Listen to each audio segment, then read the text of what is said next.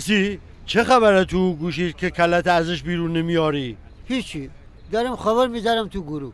چه خبری؟ روزنامه ها نوشتن مصرف سرانه گوشت مردم ایران به زیر 4 کیلوگرم در سال رسیده. 4 کیلو؟ از کیایی آماره گرفتن که اینقدر وزنشان خوب بوده؟ جالب، نوشته کشور جیبوتی 4 برابر بیشتر از مردم ایران مصرف سرانه گوشت داره.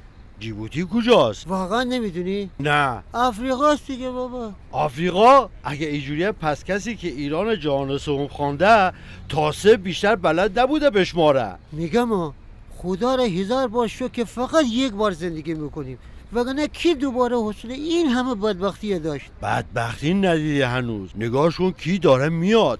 صاحبخانه باز داره میاد اجاره عقب افتادهش بگیره. بدبختی یعنی این. به به به، از شمع و گل و پروانه فقط گل و پروانه جمعن. اون شمع گریانتون کجاست که در به در دنبالشم؟ باز این آقا جونتون کدوم خراب شده قایم شده؟ والا آلیا خانم، از آخرین باری که ازش اجاره خانه رو خواستی تا حالا متواریه. ازش خبری نیست.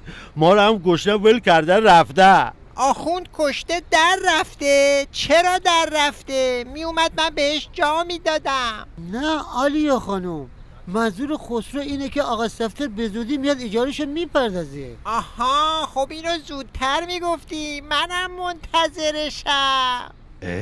اینا چه خوب شنید. خب حالا داشتین چی کار میکردین؟ هیچی آلیا خانم، داشتم برای خسرو خبر میخوندم که اینجا نوشته مردم سر 4 کیلو گوشت فقط میخورن. خب شما چی میخورین؟ والا ما هم توی گرانیا وضعمون بد نیست. هنوز غذاهای قبلی هم میخوریم، فقط یکم آپشناشو حذف کردیم. یعنی چی رو حذف کردین؟ مثلا از آبگوشت آپشن گوشت حذف کردیم، از قرمه سبزی با برنج آپشن قرمه و برنجش حذف کردیم، فقط سبزیشو میخوریم. از نیمرو نیموشو حذف کردیم، فقط روشو میخوریم. از کوفته تبریزشو حذف کردیم، فقط کوفته خالیشو میخوریم. گرفتی آلیا خانوم؟ اسی قلبم گرفت. یه خبر خوب از تو گوشید بخوان آلیا خانم شارژ بشه، بلکه از اجارش بگذره.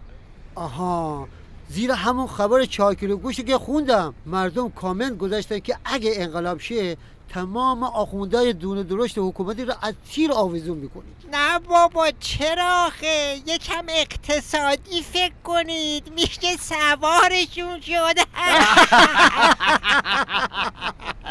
راست میگه آلیا خانم، اصلا یه اپ میزنه به اسم آخونده، هر کی خواهد یه جای بره یه آخون رزرو میکنه، زیرش میبنده میره.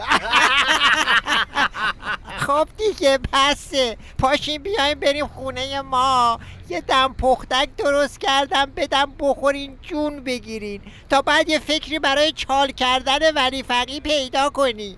آخ جان، خدا بزرگی کبدان نکنه آلیا خانم. میشه آقا جانم بیاد یه لقمه بزنه؟ آقا جونت رفته قرمه بزنه؟ خب بریم پیش همون آقا جونتون قرمه بزنیم. قرمه؟ نه، اصلا ما از قرمه خوشمون نمیاد آلیا خانم، فقط غذای شما به دلمون میچسبه. بریم حرف زیادی نزنیم دیگه، بریم.